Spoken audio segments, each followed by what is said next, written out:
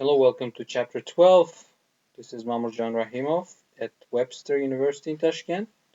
We'll be talking about developing and managing products. Learning outcomes are as follows. Explain how companies manage existing products through line extensions and product modifications. Describe how businesses develop a product idea into a commercial product. Discuss the importance of product differentiation and elements that differentiate one product from another. Explain how businesses position their products. Discuss how product deletion is used to improve product mixes.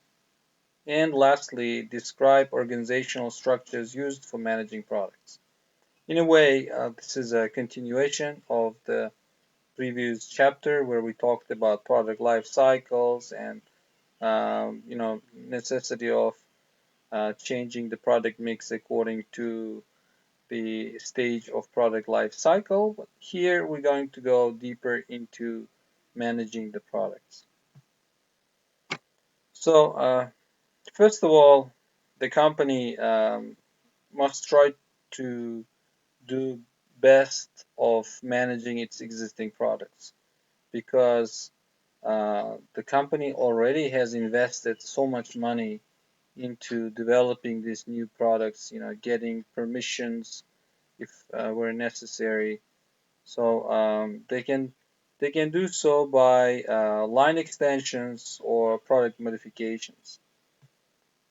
When we say a line extension, it's the development of a product closely related to existing product in the line, but designed specifically to meet different customer needs. They're less risky and less costly than introducing a new product. So the purpose of line extensions may be to increase sales and to take market share from competitors. For example, Pepsi has recently introduced Pepsi in cans, right? In the beginning, Pepsi was only available in Uzbekistan in plastic bottles of 1.5 liters and half liters, but Pepsi introduced Pepsi in a can. So it's a line extension, just the same product in a different package, but so it's closely related to other products in line, but it serves it appeals more to young people, people on the go, and it looks cooler when you're holding it in front of others. So it attracts a lot of young people, especially, and it fits nicely in a car cup holder, so that's also for people on the go. So this is an example of a product line extension by Pepsi. And product modifications, um, it's more complicated. It requires more commitment. It differs from line extension because original product drops from the product line. Certain conditions must exist for the modification to work. The product must be modifiable. Customers must recognize the modification, and the modification should make the product more consistent with customers' desires. So even the product modification can be of several kinds. There may be quality modifications, functional modification, and aesthetic modifications. Looking at the modification of Chevy Spark made in Uzbekistan, many drivers previously complained of a small engine, which is 1 liter engine in previous Chevy Sparks made in Uzbekistan. So Uz Auto Motors company, they installed one 1.25-liter engine, which made the car much more responsive and dynamic on the roads. So we can categorize it as a functional modification. So it made the car more powerful. It made the car more dynamic on the roads.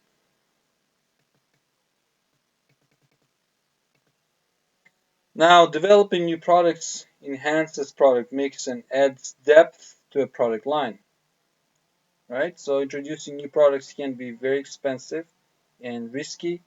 Uh, there are a lot of literature, analysis, and on the internet on product failures and the reasons. And these product failures can cause major financial problems for an organization. So, however, failing to introduce new products is also risky. Companies can lose market share with failure to innovate and keep up with the competitive products. Developing When developing new products, the term new product is also quite flexible. So a new product can be an innovative product that has never been sold by any organization.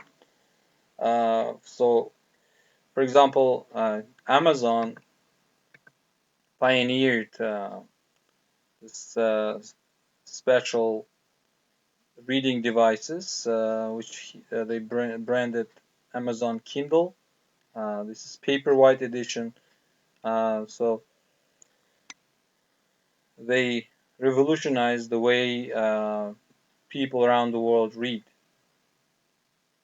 and expanded the market greatly.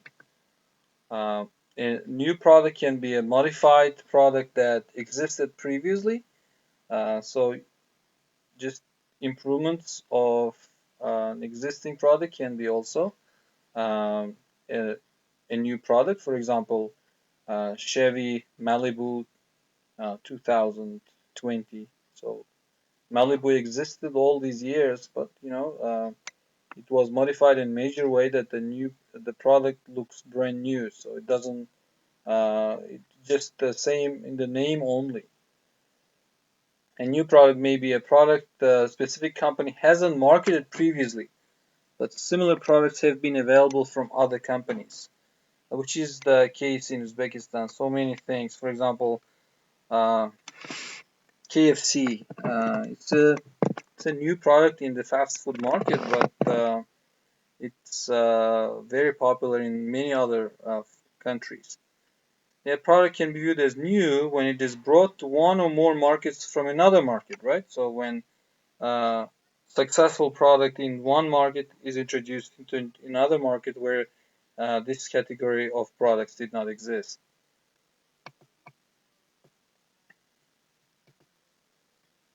So new product development consists of 7 stages. We're going to look at each one separately, starting from idea generation.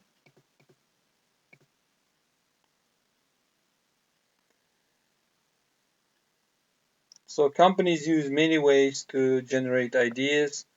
Um, so they can, many companies have research and development departments, which are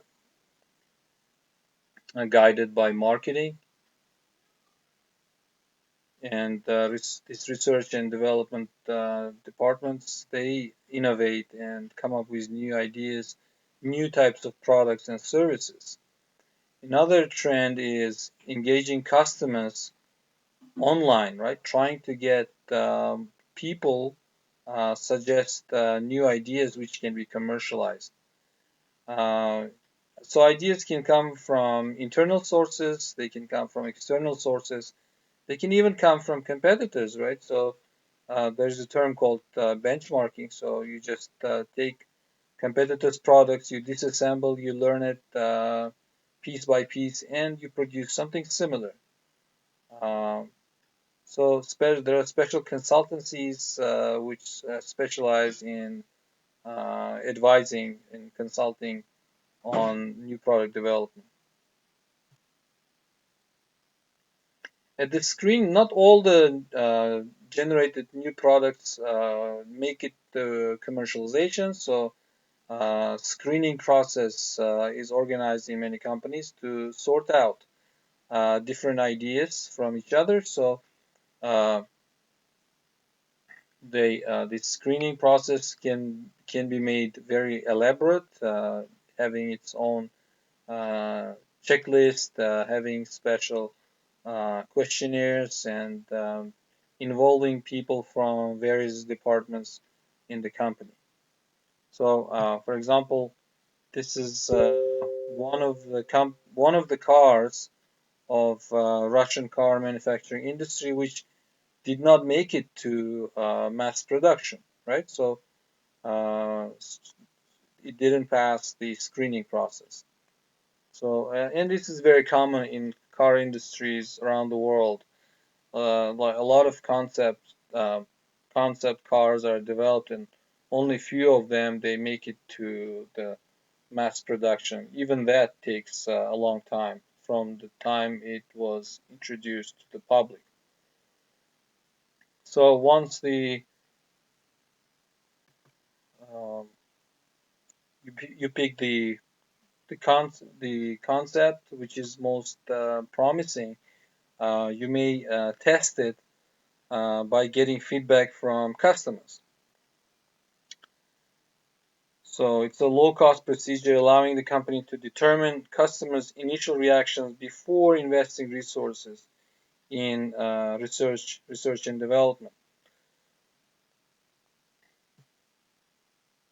Now, in the business analysis, the company already has chosen which product it will introduce to the market. So it involves evaluating the potential impact of a product idea on the entire company, its costs, profits, and even the type of people they need to hire, type of technology they need to acquire for this product. In the product development stage, company determines if producing a product is technically feasible and cost effective. To test acceptability, the idea is converted into a prototype or working model.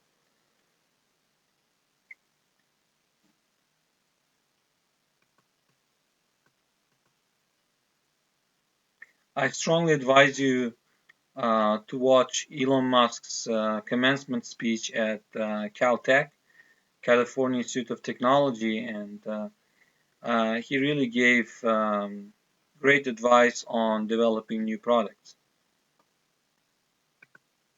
So at test marketing stage, the company uh, decides to test the product in controlled environment. For example, McDonald's has test marketing restaurant near Chicago in a place called Romeoville. So they test new menus and new flavors, new types of burgers there. Not only the taste, but also price, packaging, and if it works, they spread it to limited number of other restaurants, and then they implement it worldwide. So at the commercialization stage, the company is ready to for full scale implementation of the new product idea. But even then, companies usually roll out the product stage by stage. For example, in this map of the United States, the company marked with green dots the cities where the product was tested and gave very promising results. So, and because of that, uh, test markets were stage one. So stage two happens in those states where the product was tested, and followed by stage three and stage four.